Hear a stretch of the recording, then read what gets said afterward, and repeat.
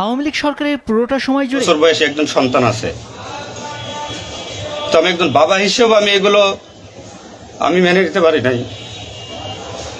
আমার ভাইরা মারা গেছে। আসসালামু আলাইকুম দর্শক, দেশ ও দেশের বাড়ি থেকে যারা এই মুহূর্তে ভিডিওটা ওপেন করেছেন সবাইকে অসংখ্য অসংখ্য ধন্যবাদ। দর্শক, প্রথমেই আপনারা শিরোনাম দেখেছেন, এখন দেখবেন বিস্তারিত।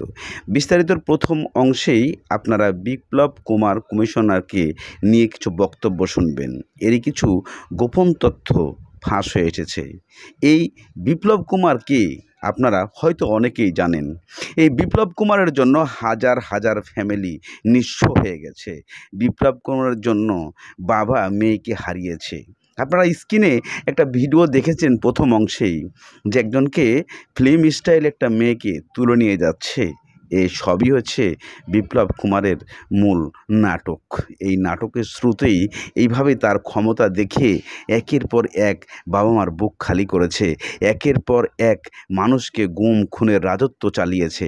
আপনারা যেই ভিডিওটা এখন দেখবেন সেটা একটা মানুষের কিভাবে জোর করে তুলে নিয়ে যে একটা মেয়ে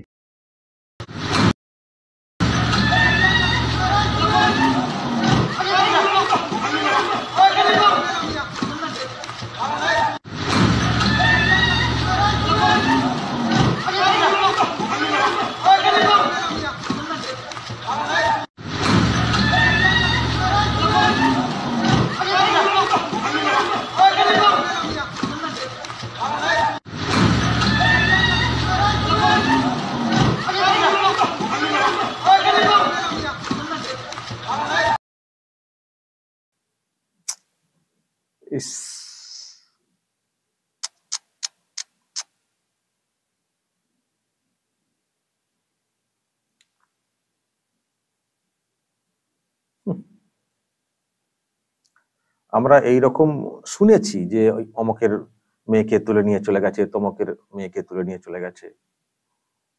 সেগুলোর আবার কোনোটা সত্য হয়, কোনোটা মিথ্যা হয়। মেয়ে অনেক সময় নিজেই চলে গিয়ে থাকে। কিন্তু এই রকম ভিডিও আমি জীবনে কখনো দেখিনি।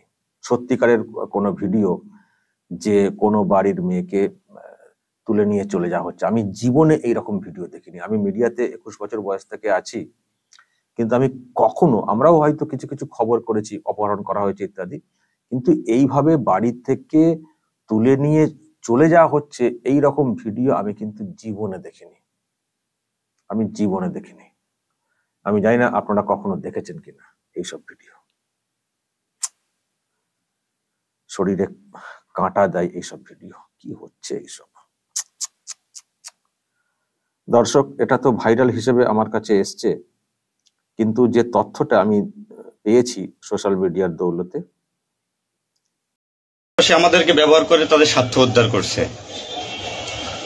আজ এতগুলো মানুষ মারা গেছে। আমি একজন পুলিশ, এর বাইরে আমি একজন ছাত্র ছিলাম। পড়ালেখা শেষ করে আমি চাকরিতে ঢুকছি। এটা আমার অপরাধ না। আমার ডিপার্টমেন্টকে কলুষিত করছে, এটা অপরাধ। আমি একজন সন্তানের বাবা, আমার 2 বছর বয়সে একজন সন্তান আছে, তো আমি একজন বাবা হিসেবে আমি এগুলো আমি মেনে নিতে পারি নাই। আমার ভাইরা মারা গেছে, তা ছোট ছোট ছেলেমেয়েরা বলতেছে আমার বাবা কই, আমার বাবা কই। এগুলো মেনে নেওয়া যায় না, এগুলো কোনো মতেই মেনে নেওয়া যায় না।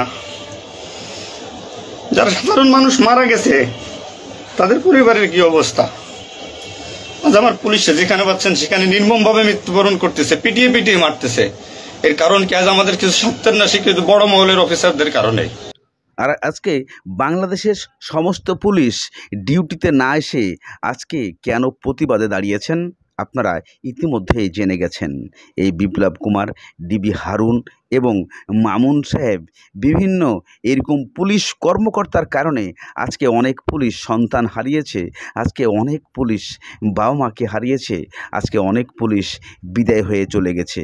আপনারা শিরোনামের প্রথম অংশে দেখেছিলেন একজন মা তার সন্তানের জন্য পুলিশ বাবাকে কিভাবে চিৎকার করে ফিরিয়ে আনতে বলছে তার সন্তানকে।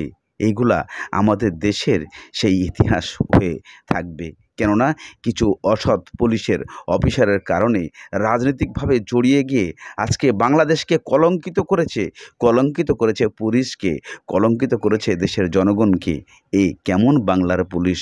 চলুন বিপ্লব কুমারের কিছু গোপন তথ্য, গোপন ভিডিও আপনারা দেখে আসুন, তাহলেই। পুলিশ কনস্টেবল পর্যায়ে নিয়োগের দুটি তালিকা সংগ্রহ করে টিম 360 ডিগ্রি। তালিকায় দেখা যায় ঢাকা জেলার কেরানীগঞ্জ এবং ধামরাই উপজেলার কয়েকটি গ্রামে শত শত তরুণ পুলিশে নিয়োগ পেয়েছেন। আমরা এই নিয়োগ প্রক্রিয়া যাচাই করে দেখতে চাই।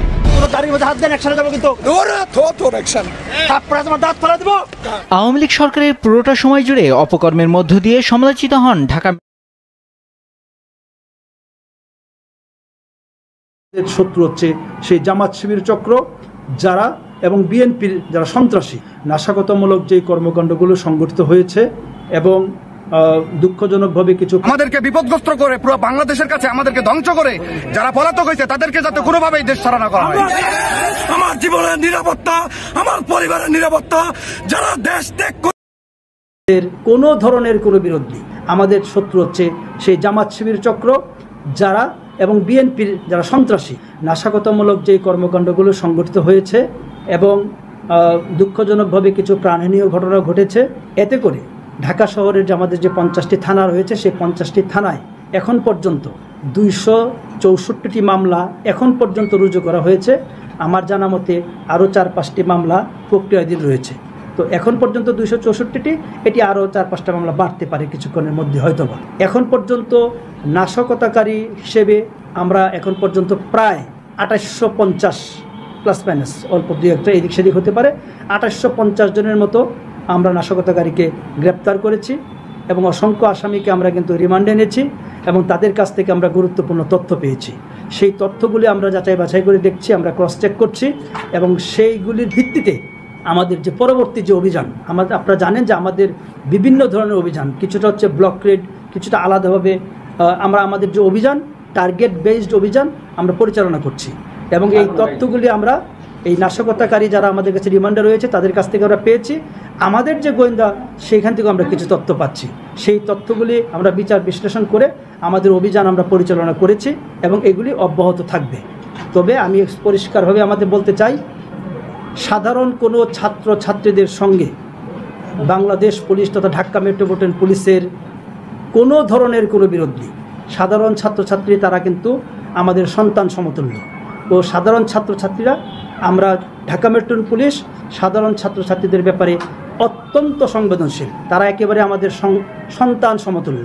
কাজে ছাত্রছাত্রীদের সঙ্গে পুলিশের কোনো বিরোধ নেই। আমাদের টার্গেট হচ্ছে যারা নাশকতাকারী, যারা মেট্রো রেলে আগুন দিয়েছে, যারা সেতু ভবনে আগুন দিয়েছে, এই ধরনের যারা নাশকতা করেছে, টোল প্লাজায় আগুন দিয়েছে, বিভিন্ন জায়গায় আগুন দিয়েছে, গাড়ি পুড়িয়েছে, আমাদের শত্রু হচ্ছে সেই জামাত শিবির চক্র।